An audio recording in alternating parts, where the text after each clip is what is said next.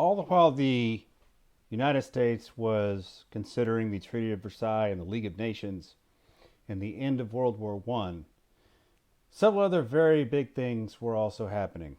One, there was a worldwide pandemic, a flu pandemic that actually began in February 2018 and lasted for the better part of 2 years. It took almost 2 years for that pandemic to be settled. So, we live in 2020 where the coronavirus, um, which causes COVID 19, is a worldwide pandemic. It has killed a significant number of people across the world and has affected a lot of people. We today understand how the world has been shut down because of the coronavirus. Pandemics like this are nothing new, unfortunately. Of course, back in the Middle Ages, you had the bubonic plague, which wiped out nearly a quarter of all Europeans. And then in 1918, and for the better part of 2 years, you had the Spanish flu. And it was deemed the Spanish flu because the King of Spain at one time had gotten ill from it, and it had been deemed that so many Spaniards were getting it that it was rampant there. Therefore, it was nicknamed the Spanish flu, when in reality it wasn't really any worse there than it was anywhere else. Okay? So, the Spanish flu was really flu A. Okay? There's a few different strains of the flu. I have had flu A before, and last time I had it, I was prescribed Tamiflu, and Tamiflu killed it. And I got it in time, and Tamiflu fever broke, and I was good pretty much a couple days later. Okay. Otherwise, though, back 100 years ago, they didn't have Tamiflu. They didn't have flu shots. Right now, as we are today, we are still in development for various different coronavirus vaccines. If you're watching this in the future, you'll be able to tell us, how did that all shake down? We're in October of 2020. We're still hoping for it. It's thought that there may be a vaccine sometime in the next few months. I'm crossing my fingers. I just don't know what the reality is. So even though the world has opened up a little bit more, you still have vast numbers of people being affected by COVID-19. Unlike COVID-19, though, the Spanish flu didn't largely affect those older in population. Spanish flu affected not just the old, it also affected the very young. To this point, COVID-19 doesn't have a significant effect on younger populations, especially young children. It's deemed that most young children are largely unaffected, even if they test positive. The flu could definitely kill kids. Okay? So that was different. And of course, we didn't know as much about medicine and technology and distancing or anything else like that 100 years ago when the Spanish flu broke out. So it is estimated that nearly a third of the entire world's population at one time was infected with the virus, with the flu. Oh, wow. Okay. At the time, there were about 1.5 billion people in the world. So it's estimated about 500 million were affected. Of that population, numbers run rampant, but it is unknown just how many people died from the Spanish flu pandemic of the late 19 teens. Numbers range anywhere from 17 to 50 million people. 17 million is one thing, but if it's as big as 50 million, oh boy. We've had over 1 million deaths worldwide from COVID-19, but 17 million? And that's the low estimate. It's amazing just how big the flu strain was and the pandemic was 100 years ago with the Spanish flu. It was markedly worse than COVID-19. We just know now better how not to spread it. And since COVID-19 can be spread largely with water droplets in aerosol form, speaking, breathing, touching your eyes or anything else like that in your face, you want to be very careful for obvious reasons. And even though you yourself, if you were to be sick with COVID-19, well, if you're younger, you're probably going to be okay. If you're older or if you're infirm, or if you are overweight or anything else like that, you probably have a significantly higher risk. Okay? And for me personally, um, I am not scared of COVID 19, but I am scared of possibly getting it and maybe giving it to somebody who may be compromised. Okay. So that's one of the concerns that I have within this, and that's why we quarantined in the first place in the spring of 2020, right? Okay. We didn't know these things back in 1918. As a matter of fact, the 116,000 American soldiers that died in World War I, half of them died of combat. The other half got the flu and died. Think about that. As deadly and brutal as World War I weaponry was, half of American servicemen died as a result of the flu. That's just how bad it was. And you think about servicemen who are roughly in their late teens or early 20s, they're in the prime of their health and the prime of their lives. And yet so many of them died. That's how bad the flu was back then. So, these are some things to put into context and some other things to consider as you live through COVID 19 and the era therein, where we're making adjustments to our lives. We're socially distancing. We are wearing masks. This current school year, Richland College is not having in-person classes for non-CTE or physically necessary classes like welding or nursing. So, okay, that's why you're watching this video. It's online. I'm trying to do a video lecture to kind of help you guys out. That's the world we live. You've got to adjust. Find a way to make it work. You can only watch Tiger King so many times, right? Okay. So that's it. Netflix. We try and get things to work, keep occupied of our time. Maybe you've gained a couple pounds. Okay, things happen. We must adjust. The United States adjusted during the flu pandemic of 1918 and the years shortly thereafter. And one of the things that also happened upon the war's end, you saw an immediate uptick in prices as production slowed down. Consumer goods increased by roughly 15% in price. Well, that's going to cause massive inflation. When you have inflation, ultimately you're going to kill the market for consumer goods, and a lot of businesses are going to go out of business, which in turn will kill a lot of jobs. So as businesses go bankrupt, well, people are going to be out of work. That's one of the things that's happened during our shutdown during COVID-19. Well, a lot of businesses were forcefully shut down. A lot of employees were laid off or furloughed or maybe just outright let go.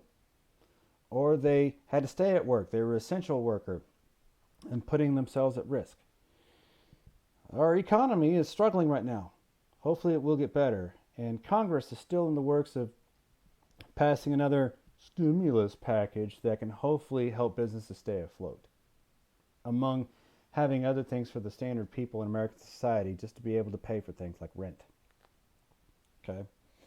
So, but there had been positive work experiences for Americans during World War I as America increased productivity, but all the inflation in the post-war recession ended a lot of those gains and put a stop to them. So a number of workers upset with their work situation went on strike, especially in the steel industry. And the government tried to squelch a lot of those different types of strikes, but it became obvious that the American people were going to have none of it. Other things going on around this time was a great migration of African Americans from out of the South into America's northern cities. So in the post-World War I era, you had a significant number of African American servicemen come back to the country and seek different opportunities, especially as you have more industrialization and factory jobs. It was deemed no longer as having to specifically work in southern fields, agriculturally speaking. Now you could move. You're going to go to places like Chicago or Milwaukee or Detroit. And you would form significant black communities in those cities that would help one another. And as as the white society at the time still discriminated very heavily, even in northern cities, against black people, there would have to be various different support units that would support black communities. You would have black owned businesses like black supermarkets that would support the black community and be specifically for the black community. Remember now, we were in the throes of Jim Crow around this time, and Jim Crow era laws. Well, this is one of the things that we can do to perhaps help overcome that. We can have black owned businesses and whatnot. That's actually another thing that's been going on today here in 2020, especially with the George Floyd riots and awareness of issues that still exist in black society. What can we do to help the black community be treated more fairly? The black community has made a significant amount of progress in 100 years. But if today and today's climate goes to show, we still have a long ways to be truly fair. So we must look at ourselves in the mirror and help understand just what can we do to help the black community. 100 years ago, there were no such discussions. The only things that might have happened were discussions among the black community themselves as to how to promote black businesses and how to move forward. There were also growing movements, not just through the NAACP by great black civil rights leaders like W.B. Du Bois, but also Marcus Garvey created a movement that basically said, we reject assimilating into white culture. We should create our own culture, have our own government, have our own religions. Ultimately, Marcus Garvey's goal was to lead African Americans back to Africa itself. And eventually, the country we know today on the western coast of Africa, Liberia, whose capital is Monrovia, was founded by Marcus Garvey in the 1920s, and it was populated by former American slaves. Liberia exists to this day, and it's not without turmoil, but the idea was a rejection of assimilation to white culture, which had discriminated against Africans for several hundred years to that point. Okay? So that was a movement that took place around that time. Also a movement around that time was the fervor around the Red Scare. You see, we talked about Russia, how they bowed out of World War I because they had their own Russian Revolution. The Reds won that war. The communist revolutionaries won that war and unified Russia and created a new council for their country to be ruled no longer just in theory. Now communism was actually in practice in a major world power. And Russia would begin a campaign to spread their revolutionary ideology in communist form internationally. They began many different campaigns all across the world to essentially divide populations so as to inject their communist ideology and eventually take over. They would be somewhat like a hydra, and they would interject themselves into all different levels of government in various different countries, infiltrate, corrupt, and move forward from there and strike things down. That was the fear of the communist Red Scare at the time. And it was very big. You even had the American government that would eventually basically propagandize the Red Scare. You like your freedom? These communists don't want you to have it. They're going to infiltrate every aspect of your society. And they kind of had a point because in early 1920 there were a series of politicians and buildings that received suspicious packages that were set to a timer to where when this package would be opened it would explode. Those were sent by communist anarchists. Well, that added more fervor to this Red Scare, if you will. Okay. Also coinciding, many of the immigrants from Eastern and Southern Europe, most of whom were feared by natives in the first place, all the xenophobes, some of them were actual anarchists who took their anarchist beliefs, especially as influenced by communist ideology, and they wanted to do damage into the United States. Okay? There became some fervor around that. However, things really became bad into the early 1920s when two Italian immigrants, Nicola Sacco and Bartolomeo Vanzetti, two avowed anarchists, were accused of murdering someone. And one, they were immigrants who were not liked, but also they were very, very vocal about their anarchist and neo-communist viewpoints.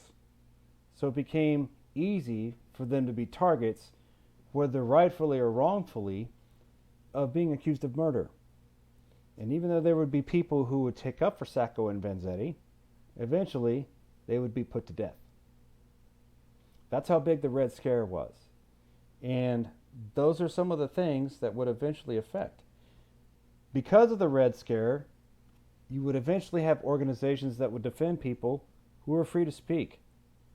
You're guaranteed the right to free speech under the First Amendment. Well, even if you have viewpoints that are considered disgusting, you're still technically able to say them. So you had the advent of various different organizations like the American Civil Liberties Union, the ACLU, who sought to defend people's right to free speech, even as unpopular as it might be, even as threatening as it might seem. Communism is definitely a threat. However, people have a right to speak their mind. The ACLU was basically formed to protect people in their right to free speech. So it was around this time that happened. And of course, in the summer of 1920, the 19th Amendment was passed that allowed women the right to vote. And ever since then, women have been guaranteed that right now officially under Constitution. And the suffrage movement, which took nearly a century's worth of struggle, was now finally put into play. And for progressives, it was now the beginning of a new era where other things could be ushered in. If it's possible now for women to vote, what else can we achieve? What are some other things that we could do to improve civil society? So it began various different conversations in relation to economic problems, labor unrest, racial tensions, civil injustices, anti-radicalism. All these different types of things would now become open for discussion. So, this decade, the 19-teens, eventually giving way to the turmoil of World War I, the Spanish flu, all the unrest with the Red Scare. World War I changed the face of the world, but it left a lot of things unanswered. Germany, as we'll find out later, was blamed for most of everything. After all, they lost the war. Their price to pay for their loss in the war would lead to utter despair and destruction. And in order to rebuild their country, they would listen to a young, powerful, and charismatic person who demanded the idea of German preeminence and German power under military form. World War I left the world wide open for some very evil players in world history. But that's a discussion for a different day. That's chapter 21.